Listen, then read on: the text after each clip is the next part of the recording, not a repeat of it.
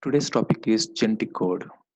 In this topic, I'm going to tell about a few important contents like introduction of genetic code, types of codons and anticodons, genetic code table, characteristics of genetic code, and important concept that is Wobble's hypothesis and clinical significance of genetic code. This is a flow chart of genetic information, so which is passing from DNA to the finally ribosomal area. The genetic information which is present in DNA in the nucleus will be transcribed, and it is the genetic information will be passing to mRNA, and that mRNA will take that information, and that information will be useful for formation or synthesis of protein. And that mRNA which is present in nucleus will be going out from the nucleus, and it is reaching to the ribosomal area which is present in cytoplasm, where the translation process will be started. This is very much important to know the definition of the genetic code. Here, the sequence of nucleotides and sequence of amino acids are present in genetic code dictionary. That means an amino acid sequence is very much important for identifying the amino acid. This is called a codon. And here we are having 64 codons. So out of 64 codons, 61 codons are called to be sense codons, and 3 codons are called to be nonsense codons. That means nonsense codons are not code for any amino acids. These codons are also called to be stop codons. And we are having 20 amino acids in eukaryotic cells. The genetic code which is obtained from the DNA, and these genetic codons will be useful for formation of amino acids. The types of codons, here we are having two types. One is sense codon and second one is signal codons. Sense codons are useful for coding amino acids, and 61 sense codons are present. And signal codons, and these codons will not be useful for the coding amino acids. So these codons will give the signal to end the process and also start the process of protein synthesis. So that's why here these sense codons are having two types: start codons and stop codons. Example for start codon AUG, example for stop codon UGA, UAA, UAG. Anticodon, very much important for the protein synthesis. This anticodon which is present in tRNA. Here the anticodon is also having a base sequence like codon, but here anticodon sequence will be written from 3' to 5', but codon sequence will be written from 5' to 3' in mRNA. And these two nucleotide base pairs will be attached with hydrogen bonds.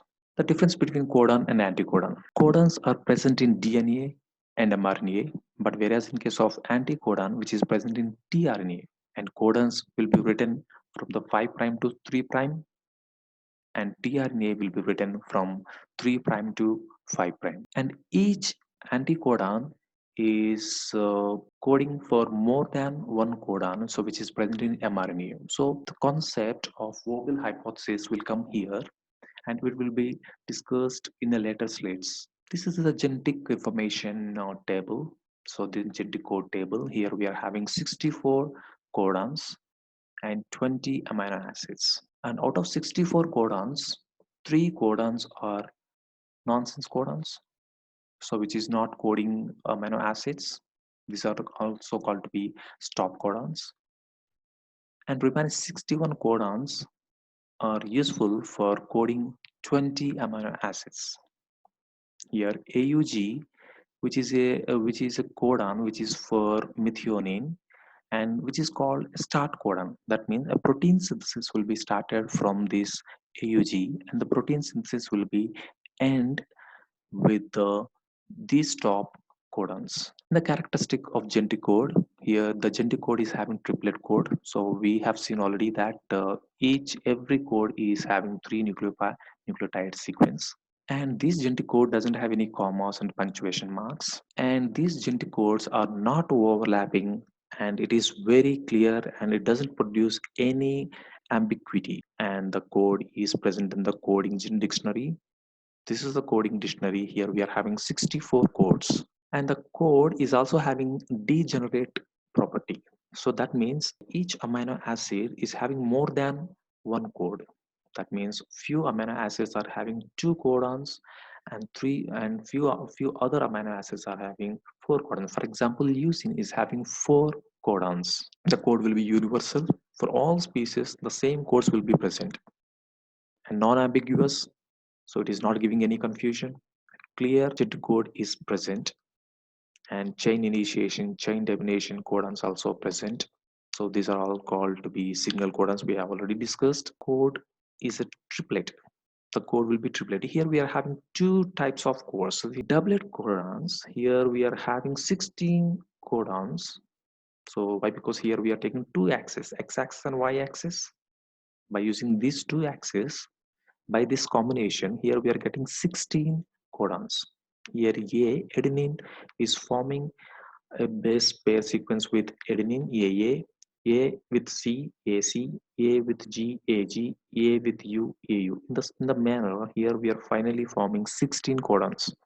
But actually, we are having 20 amino acids. So 16 codons will code for 20 amino acids. If it is coding like that, there is chance of getting ambiguity, confusion. So this doublet codon sequence is failed, and many experiments also failed with this doublet nucleotide codon sequence. And the next one is triplet codon sequence. Here 3 codons are present, 3 nucleotide base pairs are present in a single codon, and here we are getting 64 codons finally. 64, that is 4 cube, 4 into 4 into 4, total 64. So in out of 64, 61 will be coding for 20 amino acids, and 3 are nonsense codons. We have already discussed about it. And the second property is degenerate property. So that means, so each amino acid is having more than 1 codons. For example, valine is having 4 codons, lysine is having 2 codons, and tyrosine is having 2 codons. That's why, so 61 functional codons will be present for coding of 20 amino acids. And the code is non-overlapping. Here code will be clear. So here we are having 2 conditions. So these 2 conditions are not possible. So why? Because CAT, here T is code for the CAT codon, but here the thymine part, so which is also included in the second codon sequence. So this is not possible. So overlapping. So overlapping, the T is overlapped between these 2 codon sequences. This is not possible. And also here also overlapping is more, so this is also not possible. That means the genetic code is not overlapping, it is clear, it doesn't have any produce any ambiguity, it is very clear. A triplet code will be present, and these genetic codes are commaless. It doesn't have any punctuation marks, and no single letter is not avoided, is not wasted in this genetic code. And the code is unambiguous. So I have told you that every codon is uh, is coding for 1 amino acids. So there is no confusion, there is no ambiguity. The code is universal. That means the code will be useful for all species. All species are having the same amino acids and same codon sequences also. So this is universal, but very few exception cases are there. But most of the times, 99% will be same. An important concept I have told you, that Vobel's hypothesis. This hypothesis will tell you the reason why 20 amino acids are having more than 20 codons. So the 20 amino acids are having 61 codons. The reason will be explained by Vobel hypothesis. Here this is the Vobel position. Here at this position here, so each nucleotide base pair so will be attaching with more than 1 nucleotide base pairs. Actually here we are having 2 positions. So one is codon position, second one is anticodon position. Anticodon position is present in tRNA and codon position is present in mRNA. And here codons will be uh, written like U, C, C or U, and here the codon sequence will be read like A, G, G, and these two positions are traditional positions. That means A is forming a hydrogen bond with uracil and G is forming a hydrogen bond with cytosine. But here at this position, this is the third nucleotide position of anticodon tRNA, and here, so this position is called pivotable position. That means this guanine can be attached with C cytosine as well as uracil. Sometimes it is attaching with cytosine, sometimes it is attaching with uracil. So here it can be explained in the Wobble phenomena, that here we are having two important phenomena, that is traditional Wobble phenomena and non-traditional one. The traditional one, base pairing, here C is traditionally base pairing with G. In the same way, A is traditionally base pairing with U. But in non-traditional part, here uracil is forming hydrogen bond with G, and G is forming hydrogen bond with U. So these are the non-traditional parts, and inosine is also present sometimes. So this inosine also will be forming hydrogen bond with U, C, and A. So these are the non-traditional part. So due to presence of traditional base pairing and non-traditional base pairing, here 20 amino acids are having more than 20 codons. And the final topic is clinical significance. Here, this genetic code information is very much important to identify the mutations. We are having two mutations, point mutations and frame shift mutations. Point mutations are again divided into silent mutations, missense mutations, and nonsense mutations. So this is the point mutations. Here it is divided into three mutations: silence mutations and nonsense mutation and missense mutation. And this is the no mutation sequence. The DNA is having TTC, and that genetic information which is present in nucleus, which will be copied, which will be transcribed into mRNA like AAG. There is no mutation here, and this AAG is responsible for lysine, which is an amino acid. But in silent mutation, the third nucleotide base pair will be mutated. If we compare with these two codons, here third part must be C, but here third part is coming, T is coming here. So that means third part of codon so will be mutated. In nonsense codon, here first part of nucleotide base pairs will be mutated,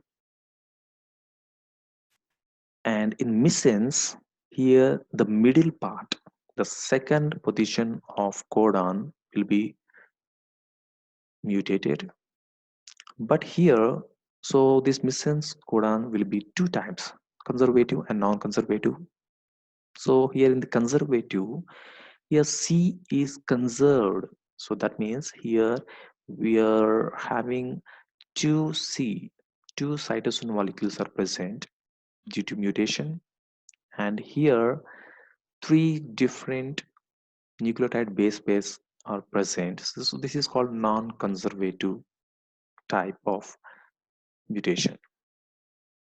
And finally, here in silent mutation, the third part of the codon sequence will be mutated. In nonsense, first part of the codon sequence will be mutated. In the missense, middle part, that is the second position of codon sequence, is mutated. And the final one is frame shift. Here the name itself indicating that the frame shifting. So here the insertion or removal of base pairs will be happen. For example, here, so in this mutation, in this genetic sequence, the G guanine is shifted, is removed from the main sequence.